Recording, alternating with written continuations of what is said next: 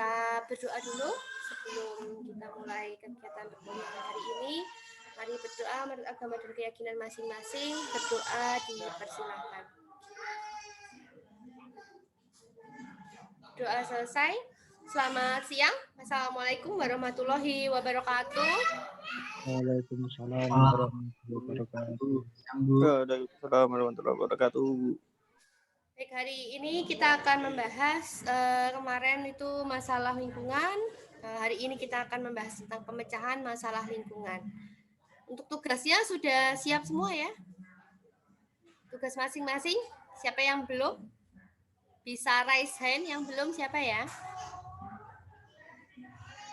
Siapa ayo yang belum? Saya Sabtu udah ngirim loh, Bu. Sudah ya? Baik. Kemarin belum sempat saya cek ya, karena kemarin ada gangguan di waskitanya, ternyata diblokir sama pihak, kan saya pakai IndiHome ya, jadinya ada diblokir, jadi saya nggak bisa masuk ke semua web Amikom. Nah, akhirnya ini sudah kembali normal. Nanti coba saya cek ya, saya periksa kembali untuk tugas-tugas yang sudah dikumpulkan. Baik, jika kalian kemarin sudah mengerjakan, ini ada hubungannya ataupun ada kelanjutannya ya dari materi yang kemarin, karena kemarin adalah permasalahan lingkungan. Tentunya sekarang ini membahas tentang pemecahan masalah. Nah, jadi di sini kita harus mampu ya menjelaskan adanya prinsip-prinsip dalam penyelesaian masalah lingkungan yang ada. Nah, materi yang akan dibahas, yang pertama ini adalah perlindungan dan pengelolaan lingkungan hidup. Yang kedua, penanggulangan pencemaran air. Yang ketiga, penanggulangan pencemaran tanah. Yang keempat, penanggulangan pencemaran udara. Dan yang terakhir, pelestarian lingkungan hidup. Untuk yang pertama, kita akan membahas tentang perlindungan dan pengelolaan lingkungan hidup. Di sini ada Undang-Undang Nomor 32 tahun 2009 tentang perlindungan dan pengelolaan lingkungan hidup. Di sini menurut undang-undang tersebut di pasal 1 ayat 2 di sini perlindungan pengelolaan lingkungan hidup adalah upaya secara sistematis dan terpadu yang dilakukan untuk melestarikan fungsi lingkungan hidup dan mencegah terjadinya pencemaran atau kerusakan lingkungan hidup yang meliputi adanya perencanaan, adanya pemanfaatan, adanya pengendalian, adanya pemeliharaan, adanya pengawasan, dan penegakan hukum. Nah, penegakan hukum ini nanti ada kaitannya dengan sanksi jika ada pelanggaran ya di situ. Nah, jadi menurut Undang-Undang Nomor 32 Tahun 2009 tentang perlindungan dan pengelolaan lingkungan hidup.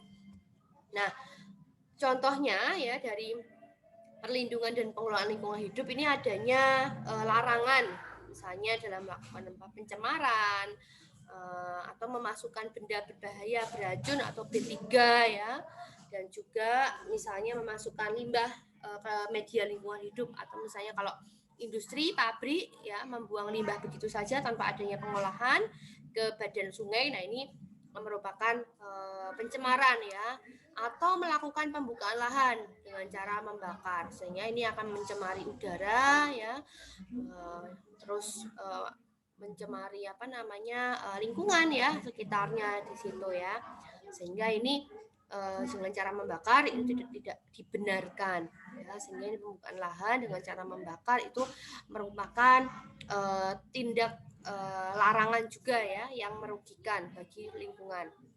Nah, lalu upaya pencegahannya di mana ini mengurangi sumber dampak lingkungan yang lebih berat. Misalnya kalau di industri itu terjadi pencemaran ya, misalnya membuang limbah begitu saja. Nah, harapannya sebelum dibuang limbah tersebut maka harus diolah terlebih dahulu ya, sehingga ketika zat-zat pencemar yang ada ini sudah disaring terlebih dahulu, lalu ketika dibuang ke lingkungan itu tidak menambah beban lingkungan ataupun tidak menambah kerusakan atau menurunkan dari fungsi ataupun ini ya istilahnya peruntukan dari sungai tersebut. Jika misalnya sungai tersebut diperuntukkan untuk aktivitas masyarakat, misalnya mandi, mencuci, ataupun untuk mengairi sawah ya. Nah ini jangan sampai limbah tersebut ini menjadikan kerusakan pada istilahnya masyarakat yang menggunakan ya, misalnya timbul penyakit kulit ataupun berdampak pada istilahnya kerugian pada petani ya, karena airnya mengandung zat kimia sehingga ini tanamannya menjadi mati ya, sehingga gagal panen. Nah, lalu yang kedua, penanggulangan atau pengendalian ini upaya ya pembuatan standar atau baku mutu dari lingkungan. Di sini adanya upaya pengawasan lingkungan dengan penggunaan teknologi. Nah, di sini adanya upaya mengatasi pencemaran lingkungan. Nah, ada beberapa ya untuk pengawasan lingkungan, misalnya dipasang CCTV ya, CCTV karena dinilai istilahnya adanya yang membuang sampah gitu ya sembarangan ke dalam badan sungai. Nah, kadang-kadang itu ada dipasang CCTV agar pelaku ataupun istilahnya si pelaku tersebut ya, pencemaran tersebut ini dapat tertangkap gitu. Atau sekarang sudah ada media yang lain selain kalau CCTV mungkin kalau dipasang di situ hilang ya gitu, atau diawasi dengan menggunakan drone ya. Sekarang drone tersebut ya dengan penggunaan teknologi sekarang ini sudah cukup maju ya. Drone juga bisa digunakan untuk mengintai, mengawasi ya. Ini hati-hati kalian ya. Kalau ada yang drone ya, kalian diawasi ya gitu. Nah itu ini sekarang ada penggunaan teknologi ya untuk mengatasi permasalahan lingkungan. Lalu upaya pencegahan atas pencemaran lingkungan, di mana upayanya ini untuk mengatur ya, sistem pembuangan limbah industri atau misalnya pabrik sehingga tidak mencemari lingkungan.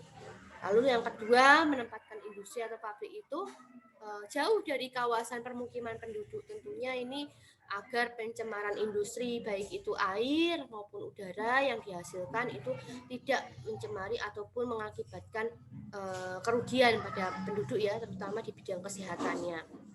Lalu ketiga, melakukan pengawasan atas penggunaan beberapa jenis pestisida, insektisida, dan bahan kimia lain yang berpotensi menjadi penyebab dari pencemaran lingkungan. Lalu melakukan penghijauan ya, menanam ya seperti yang dilakukan oleh Wahyu dan kawan-kawan ya. Nah, ini melakukan penghijauan, menanam kembali ya, walaupun itu untuk mencegah abrasi, namun juga untuk penghijauan juga ya, menanam bakau ya. Lalu memberikan sanksi atau hukuman secara tegas terhadap pelaku kegiatan yang mencemari lingkungan. Nah, rencana perlindungan dan pengelolaan lingkungan sendiri ini selanjutnya ya bisa disingkat sebagai RPPLH ya. Rencana perlindungan dan pengelolaan lingkungan hidup ya. Nah, di sini adalah perencanaan tertulis yang memuat adanya potensi, adanya masalah lingkungan hidup, serta adanya upaya perlindungan dalam pengelolaannya dalam kurun waktu tertentu. Nah, ini pelestarian fungsi lingkungan hidup ini misalnya ada rangkaian upaya untuk memelihara kelangsungan daya dukung dan daya tampung lingkungan hidup ya. Adanya daya dukung dan adanya daya tampung. Nah, yang kedua ini adalah penanggulangan pencemaran air. Caranya bagaimana? Kemarin ada permasalahan ya. Artinya ada zat kimia atau organisme yang masuk ya secara sengaja maupun tidak sengaja ke dalam badan air ya, sehingga mengurangi ataupun istilahnya mengurangi nilai peruntukan ya gitu. Nah, di sini cara penanggulangannya jadi ini kita harus menguraikan atau menghilangkan polusinya, sumbernya ya. Misalnya kalau itu dari air lalu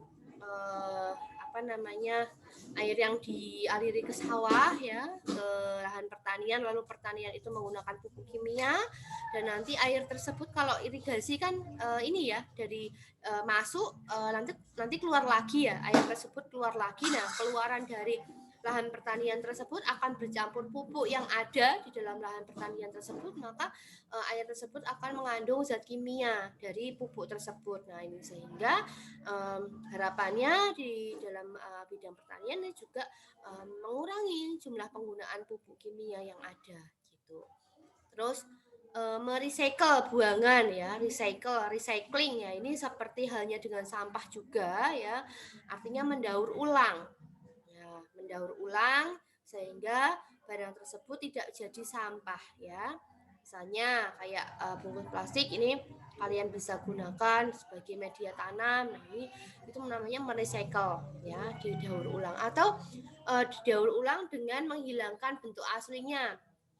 Misalnya seperti kertas ya, kalau kertas itu nanti dibikin bubur ya, bubur kertas ya, nanti terus dibentuk lagi, diproduksi lagi. Nah, ini menghilangkan bentuk aslinya. Atau hal yang lain juga ya, seperti kendaraan motor ya yang diproduksi ya dari Jepang gitu, itu merupakan recycle dari sampah ya gitu. Misalnya kayak snowboardnya, tagdengnya itu merupakan daur ulang dari sampah ya, yang istilahnya digunakan sebagai bahan elektronik ya. Nah, lalu yang lainnya ya, selain dengan mengurangi atau menghilangkan sumber ya atau sumber polutan itu sendiri, ini dengan cara yang lain, misalnya dengan mencari pengganti yang ramah lingkungan, di mana pengganti atau barang substitusi ya, pengganti misalnya kalau kita menggunakan deterjen yang bersifatnya kimia, ini bisa penggantian zat fosfat yang ada pada deterjen ya gitu. Atau kita biasanya menggunakan batu bara gitu ya, karena ini kalau misalnya karena energi sumber daya batu bara itu langka, bisa dengan yang lainnya disubstitusi dengan yang lebih irit lagi, yang tidak mencemari lingkungan atau tidak merusak lingkungan gitu. Atau yang lainnya ya, sekarang baru booming bersepeda. Nah, itu dengan mengganti kita menggunakan kendaraan bermotor ya, asap kendaraan di mana-mana kita ganti dengan bersepeda ya, sekalian olahraga ya. Nah, itu yang kira-kira bisa menggantikan ya hal-hal atau bahan-bahan yang lebih ramah lingkungan. Lalu untuk istilahnya pencemaran tanah sendiri ya, pencemaran tanah ini menghindari aktivitas pertanian ya yang berlebih dengan cara menanam atau membuka lahan yang berlebihan yang mengakibatkan banjir atau erosi tanah. Nah, ini mengakibatkan unsur hara yang ada di dalam tanah ini hilang. Lalu mengurangi waste footprint atau berupa sampah plastik ya. Jadi kayak kita membuang sampah ya, kalau zaman dulu tuh membuat kayak jugangan, tahu nggak jugangan? Jadi kayak lahan dilubangi, terus sampah di situ dibuang ke situ, terus nanti ditimbun lagi. Nah, kalau sampah plastik kan tidak ini ya, lama banget untuk terurai ya. Nah, ini sehingga karena sampah plastik itu lama terurai, bahkan dikatakan tidak bisa terurai ya, sehingga ini dikatakan itu merupakan zat pencemar sampah juga ya, gitu ya, isinya plastik ya, campur tanah ya, makanya tanahnya menjadi tidak subur gitu. Kotoran yang dapat terakumulasi di dalam tanah yang menyebabkan tanah tersebut itu menjadi tercemar kimia atau adanya polutan, misalnya kayak batu baterai itu kalau ditimbun di dalam tanah ya, berarti nanti zat kimia yang ada di dalam batu baterai itu bisa mencemari tanah juga gitu. Nah, terus pencucian tanah itu bukan tanah dicuci gitu ya, dikucak gitu, bukan ya. Artinya di sini pencucian tanah itu dalam arti ya kiasan untuk menghilangkan kontaminan yang ada di dalam tanah. Jadi intinya dipisahkan tadi dengan sampah-sampah yang atau zat kimia yang menyebabkan unsur hara itu hilang. Lalu biomediasi ini dengan mikroorganisme untuk mengurangi kontaminan dan mengembalikan kesuburan tanah ini, misalnya seperti contohnya ya cacing ya, undur-undur ya gitu. Jangan-jangan ada yang nggak tahu undur-undur ya. Dulu mainan saya undur-undur ya. Kalau ada lubang kecil-kecil di garuk-garuk gitu pasti nemu binatangnya ya, undur-undur gitu. Kenapa disebut undur-undur ya, jalannya mundur gitu ya. Selingan aja ini. Gak usah dicatat ya. Yang terakhir ini ada fitur mediasi teknologi pembersihan atau penghilangan dari polutan yang berbahaya. Gitu. Lalu limbah domestik ini dalam skala besar ini juga memerlukan penanganan khusus. Jadi agar tidak mencemari tanah, ini mengurangi penggunaan pupuk sintetis ya, dan berbagai produk kimia ya, yang menyebabkan pencemaran itu sendiri. Misalnya kayak pemberantas hama ya, atau limbah harus diolah terlebih dahulu gitu. Nah, ini. Lalu yang keempat, untuk penanggulangan pencemaran udara, ini jangan tadi ya melakukan pembakaran pohon ya. Nah, ini atau penebangan pohon lah. Kenapa kok penebangan, kan nggak menimbulkan asap ya? Seperti kita tahu kan vegetasi itu memproduksi oksigen ya, menyerap karbon dioksida, sehingga jika pohon itu ditebang ya maka tidak ada filter atau tidak ada paru-paru. Oleh karena itu hutan itu masih dipertahankan sebagai paru-paru dunia ya, gitu. Nah, lalu memanfaatkan energi alternatif yang ramah lingkungan, misalnya adanya tenaga surya atau biogas. Nah, ini biogas itu dari ternak ya, dari ternak sapi. Kemarin saya baru lihat videonya Bu Pipit ya. Bu Pipit ternyata sudah pernah melakukan pembuatan biogas dengan seperti semacam plastik gitu ya. Jadi lebih sederhana. Jadi pembuatan biogas jadi dari kotoran hewan ya, khususnya ini sapi ya. Nah, ini nanti bisa dialirkan, bisa sebagai tenaga listrik, bisa sebagai untuk energi untuk memasak juga ya, kompor biogas ya gitu. Atau tenaga surya. Ini tenaga surya ini kayak baterai lempengan-lempengan yang bisa menyimpan panas.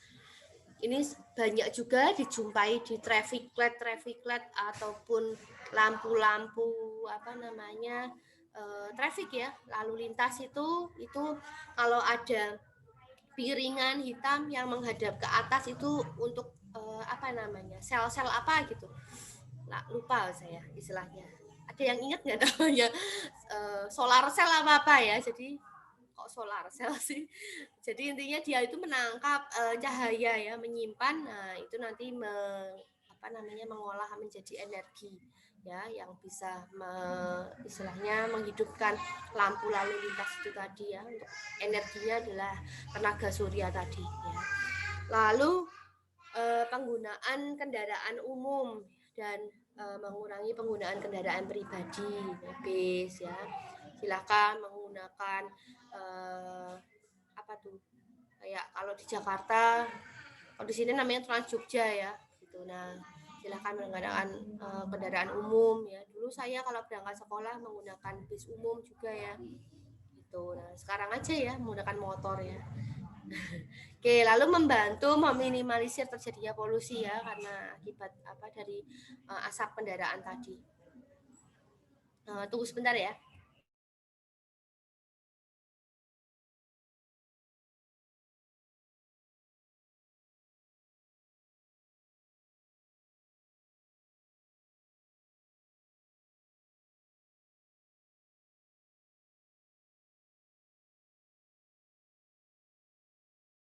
Oke.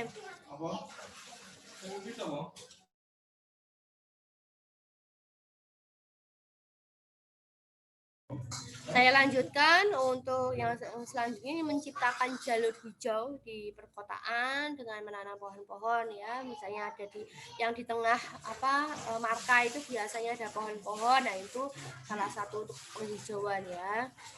Lalu agar menyerap polusi dari emisi kendaraan tadi ya, agar udara yang tercemar ini diserap melalui proses fotosintesis, nanti dihasilkan oksigen yang menyerap karbon dioksida. Lalu di sini juga membina dan memberikan edukasi kepada masyarakat. Nah, tentunya ini yang sering membakar sampah. Wah, ini apalagi membakar ban ya. Ban apa ya? Baunya itu bikin pusing ya. Saya sering sekali negur tetangga ya ketika dia obong-obong ya. Obong-obong gitu ya.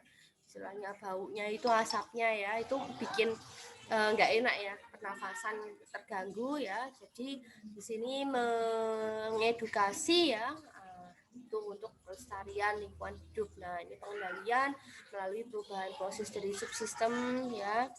Nah, ini ada cerita ya di sini juga. Jadi kampung saya ya itu punya flare namanya insenerator. Itu pembakar alat pembakar sampah. Jadi alat pembakar sampah bentuknya seperti bom itu, ada asap kayak cerobong asapnya ya. Nah, alat itu digunakan untuk mengelola sampah yang sudah tidak termanfaatkan atau sampah residu ya, disebut sampah residu. Beberapa waktu yang lalu alat tersebut akan beroperasi. Namun karena alat tersebut itu belum sempurna, sehingga asap yang dikeluarkan itu hitam, dan ketika ditangkap oleh jadi ini studi dengan beberapa pakar ya. Saya termasuk dari bidang geografi, terus ada yang dari bidang dari Universitas Unprok ya, proklamasi itu dari segi teknisnya, terus beberapa orang yang ketika ditangkap ternyata sampah itu asap itu tidak layak atau mencemari lingkungan, sehingga kedatangan istilahnya dari lembaga ya namanya ombudsman itu datang ke istilahnya ke daerah ya, ke wilayah sini, uji cobalah istilahnya, dicoba dibakar dan ternyata benar ya, limbah yang dikeluarkan pun, abu yang dikeluarkan pun itu adalah limbah B3. Nah, sehingga alat tersebut dinyatakan belum layak untuk beroperasi. Nah, oleh karena itu butuh penyempurnaan. Asapnya tersebut harus dibikin semacam bejana 2 tabung atau bagaimana ya. Itu urusan dari teknis ya, saya juga nggak begitu paham ya. Nanti intinya itu seperti disuling, asapnya dibikin sampah cair gitu. Jadi disublin ya, jadi asap, jadi dicairkan, nanti bentuknya adalah cairan. Nah, cairan itu nanti dimanfaatkan untuk bahan bakar apa gitu. Nah, itu jadi kayak minyak pelumas atau apa gitu. Nah, tapi itu belum sampai tahap ke situ, jadi itu baru rencana, baru draft, baru sketsa ya, baru rancangannya, karena dibutuhkan dana yang tidak sedikit ya untuk menyempurnakan si alat itu tadi. Nah, itu sehingga kemarin juga beberapa ya ini melakukan edukasi kepada masyarakat sekitarnya ya, terutama di sekitar alat tersebut, karena memang beberapa ada yang belum setuju untuk pengoperasionalan ini alat tersebut, jadi butuh untuk disempurnakan gitu. Nah, ini jadi ada pengalaman nih dari segini ya, jadi mengendalikan adanya emisi gitu, untuk mengatasi adanya kontaminan buangan ke udara bebas gitu. Nah, tuh. Lalu selanjutnya ini mengurangi penggunaan bahan bakar fosil untuk pembangkit tenaga listrik, contohnya tadi batu bara tadi ya, gitu, sehingga digantikan, disubstitusi dengan bahan yang lainnya gitu, bahan yang lebih ekonomis lagi ya, atau tidak istilahnya nanti juga ke arah sumber daya juga ya, untuk pengurangan dari penggunaan sumber daya itu juga penghematan dari sumber daya. Nah, lalu yang kelima, pelestarian lingkungan hidup. Di sini pengertiannya adalah kesesuaian tindakan manusia atas benda dan kondisi alam yang ditempati oleh manusia itu sendiri, untuk menyeimbangkan adanya peristiwa atau kerugian dan menghindari adanya ancaman adanya ketidakseimbangan yang ada di alam. Ya. Itu intinya dari pelestarian lingkungan. Jadi menyeimbangkan ya kondisi keseimbangan alam ya. Jadi agar tidak timbul adanya banyak kerusakan, banyak pencemaran ya, sehingga ini juga ada yang melakukan perbaikan dalam lingkungan tersebut gitu.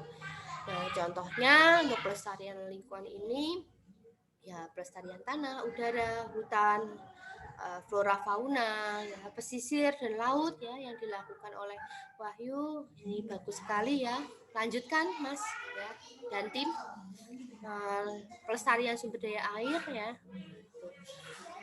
Nah, ini upaya pelestarian lingkungan mengumpulkan sampah organik ya, dijadikan pupuk kompos. Lingkupnya ya, paling sederhana sampah dapur dulu ya. Nah, Mbak Eva ya, ini nanti mulai ya, nanti sampah dapurnya boleh dikomposkan ya, gitu ya. Nanti kalau ditanyain ibu ya, nah ini biar buat jadi kompos, kalau jadi kompos bisa buat pupuk tanaman gitu. Terus mengurangi penggunaan kantong plastik, itu saat belanja tolong gunakan kantong kain ya. Saya punya kantong kain ya yang saya sering gunakan dan sudah saya desain sendiri ya. Ini salah satunya ya. Ini sebetulnya untuk pilah sampah, tapi sering saya gunakan untuk macam-macam ya, belanja atau apa ya gitu. Jadi bisa digunakan berulang kali gitu ya. Ini ada tulisannya ya. Oh, kebalik ya. Oke. Ini ada tulisannya kertas ya. Oke, jadi ada penggunaan kantong kain ya. Kalau kemana-mana belanja motornya itu selain diisi mantol ya, nah itu sisipkan kantong kain ya, biar kalau mau belanja apa-apa nggak usah pakai plastik Pak Bu gitu.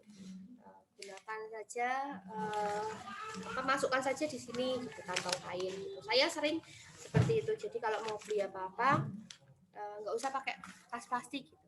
Jadi langsung masukin ke dalam kantong kain yang kita bawa di lipat gitu, ditaruh di jok motor gitu, di dashboard ya, di depan itu kalau matic ya, atau diselipin di situ ya. Itu nanti bolehlah ya, kalau kita sudah masuk, saya punya banyak kantong kain ya, tak bagi-bagi besok. Oke, lalu reboisasi ya, penghijauan ya, adanya penghijauan kembali, lalu adanya mengurangi frekuensi perjalanan ya, ataupun memanfaatkan adanya transportasi umum. Nah, makanya ini frekuensi perjalanan pada saat pandemi kemarin dikatakan kalau bumi kita itu sedang sakit gitu kan, karena adanya pandemi, sehingga orang dihimbau untuk berada di rumah saja, adanya himbauan untuk stay at home, adanya larangan istilahnya kayak PSBB ya, pembatasan. Nah itu, tetapi beberapa hari yang lalu telah diposting ya di langit Jakarta yang tadinya tidak cerah ya, penuh dengan asap kendaraan, beberapa waktu yang lalu menjadi cerah gitu.